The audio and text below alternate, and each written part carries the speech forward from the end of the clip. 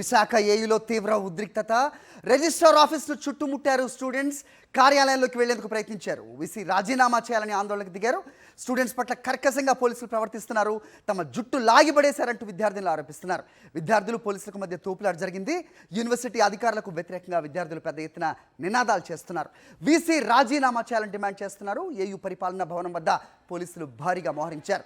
మణికంఠ మృతికి అధికారులే కారణం అంటున్నారు విద్యార్థులు.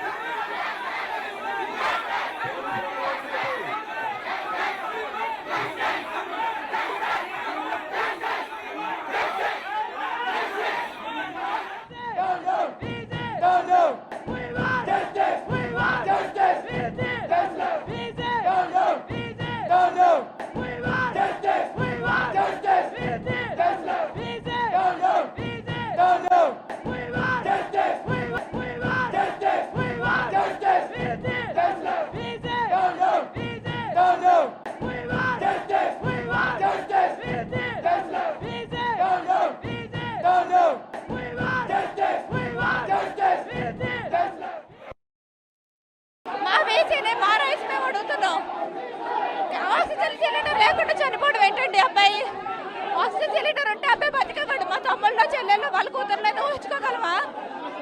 అబ్బాయి కూడా మా తమ్ముళ్ళు అంటాడే. సస్పెండ్ చేయాలని చెప్పేసి ఇక్కడ విద్యార్థులందరూ కోరుతూ ఉన్నారు. ఈరోజు విద్యార్థులకు వచ్చి సమాధానం చెప్పాలని చెప్పేసి వీసీకి విద్యార్థులు వెల్లడించుకుంటే ఈరోజు పోలీసు నిర్బంధం పెట్టి పోలీసులు విద్యార్థులపై జులుమెత్తా ఉన్నారు. ఇది ఎటువంటి చట్టరీత్యా అని చెప్పేసి మేము అడుగుతూ ఉన్నాం. ఈరోజు విద్యార్థులపై హక్కుల గురించి పోరాడుతూ ఉంటే పోలీసులు పెట్టి దుర్మార్గమైన చర్యలకు పాల్పడుతున్నారు. తప్పకుండా దీన్ని విద్యార్థులు ఖండిస్తున్నారు. మీరు కానీ ఇక్కడైనా రాష్ట్ర ప్రభుత్వం మొత్తం కూడాను దీనిపైన స్పందించి వెంటనే సస్పెండ్ చేయాలి.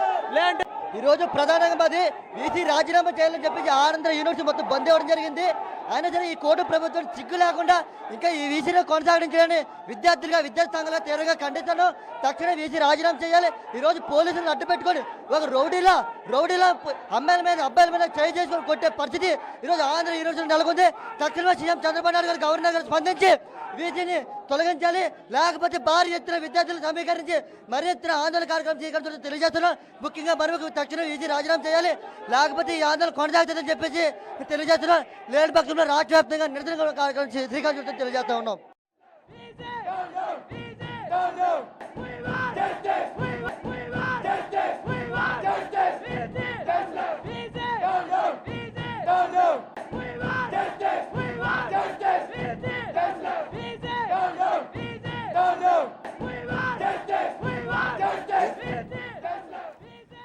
అది ప్రస్తుతం ఏయూలో పరిస్థితి. వీసీ బయటకు రావాలి, వీసీ గో బ్యాక్. తక్షణమే ముఖ్యమంత్రి గవర్నర్ జోక్యం చేసుకుని దీని మీద ఖచ్చితంగా యాక్షన్ తీసుకోవాలంటూ కూడా విద్యార్థులు పెద్ద ఎత్తున నినదిస్తున్న పరిస్థితి మనం చూస్తున్నాం. మా కరెస్పాండెంట్ అనిల్ అక్కడే ఉన్నారు, మాట్లాడదాం. అనిల్, ఏం జరుగుతోంది అక్కడ? అనిల్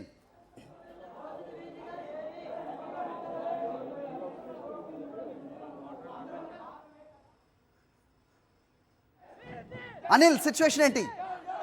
విద్యార్థుల ఆందోళన ఉధృతమైంది, ఇంకా కొనసాగుతుంది. మనం విజువల్స్ లో చూడొచ్చు. వీసీ ఛాంబర్ ముట్టడికి విద్యార్థులంతా కూడా సిద్ధంగా ఉన్నారు. కొద్దిసేపటి క్రితమే ఛాంబర్ తలుపులు కూడా కొట్టారు. వీసీ లోపలుంటే బయటకు వచ్చి సమాధానం చెప్పాలని చెప్పి డిమాండ్ చేశారు. ఇప్పటికీ కూడా వీసీ ఇంకా రావాలి, వచ్చి తమకు సమాధానం చెప్పాలి, ఎందుకు సమస్యలు పరిష్కరించలేదని చెప్పి విద్యార్థులంతా అడ్డొచ్చినటువంటి పోలీసులను ప్రశ్నిస్తూ ఉన్నారు.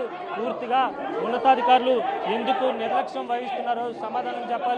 ఇంత పెద్ద ఎత్తున ఉద్యమం చేస్తుంటే వీసీ ఏం చేస్తున్నారు, వీసీ ఎక్కడున్నారు, ఎందుకు రావడం లేదని వీరంతా కూడా ప్రశ్నిస్తున్నటువంటి సందర్భం కనిపిస్తోంది. గడిచిన ఏడాదిన్నర కాలంగా అనేక సమస్యలపై వినతి పత్రాలు సమర్పించినప్పటికీ కూడా ఏమాత్రం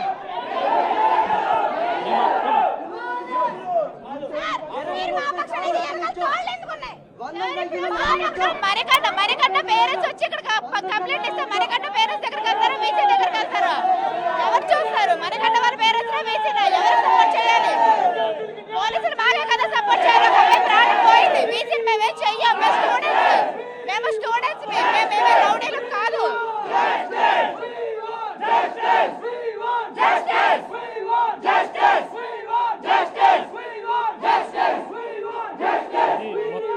పెద్ద ఎత్తున నినాదాలు చేస్తున్నారు రాష్ట్ర ప్రభుత్వానికి. అలాగే అధికారులకు వ్యతిరేకంగా ఇక్కడ ఉన్నటువంటి విద్యార్థులంతా కూడా నినాదాలు చేస్తున్నారు.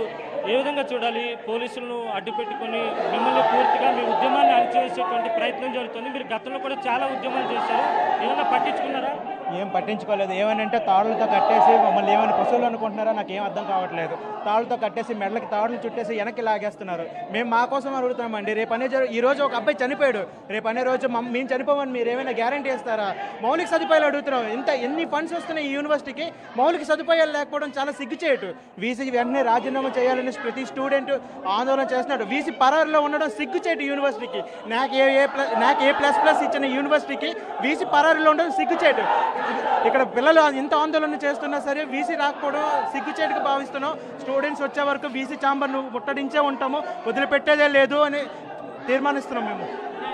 రాష్ట్ర ప్రభుత్వం ఇవన్నీ చూస్తూ ఉంటుంది కదా, ఎందుకు చర్యలు తీసుకోవడం లేదు, ఎందుకు యూనివర్సిటీని బాగు చేయడం లేదంటే ఏమంటారు? రాష్ట్ర ప్రభుత్వం చూస్తుంది అంతే, పట్టించుకోవట్లేదు. స్టూడెంట్స్కి సమస్యలు పట్టించుకునే నాదుడు ఎవరు లేరు.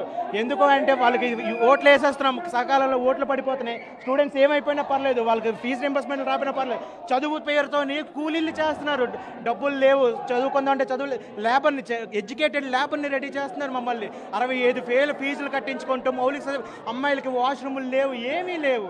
65,000 ఫీజు, కెమిస్ట్రీ డిపార్ట్మెంట్లో 65,000 ఫీజుతో కొత్త కోర్సుని ఇంట్రడ్యూస్ చేసి 4 బ్యాచ్లు దగ్గర 180 మంది విద్యార్థులతోని 1,50,00,000 వసూలు చేస్తూ ఒక్క సదుపాయం అంటే లేదు. వాళ్ళకి డిపార్ట్మెంట్ లేదు, వాళ్ళకి టీచర్లు లేరు, వాళ్ళకి ఏ సదుపాయం లేకుండా ఈరోజు ఒక ఎడ్యుకేటెడ్ లేబర్ని రెడీ చేస్తున్నారు. రేపు అనే రోజు ప్రతి స్టూడెంట్ లేబరే అవుతాడు. ఎవడు మేనేజ్మెంట్లో హోటల్లో చదువుకుంటే తప్ప మాది, మేము చదువుకోవట్లేదు. అలాంటప్పుడు ఎందుకు మేనేజ్మెంట్ సీట్లు పెట్టారు? ఎందుకు ఇక్కడ డబ్బుల కోసం? ఇది ఏమైనా ప్రైవేట్ యూనివర్సిటీ, గవర్నమెంట్ యూనివర్సిటీ అని మేము క్వశ్చన్ చేస్తున్నాం.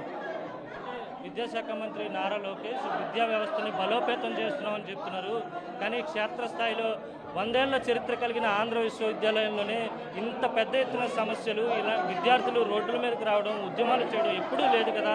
మరి రాష్ట్ర ప్రభుత్వానికి మీరు ఏం చెప్పాలనుకుంటున్నారు? అయ్యా, మీరు బలోపేతం చేయడం కాదు, ఇక్కడికి వచ్చి స్టూడెంట్ సమస్యలు చూడండి. స్టూడెంట్తో పాటు ఒక రోజు ఉందండి, ఒక రోజు ఉంటే వాళ్ళ ప్రాబ్లమ్స్ తెలుస్తాయి. నిన్న చనిపోయిన వ్యక్తి కోసం ఈయన ఏమైనా కొమ్ములు కాచుకొని ఉన్నాడా లోపల కూర్చొని?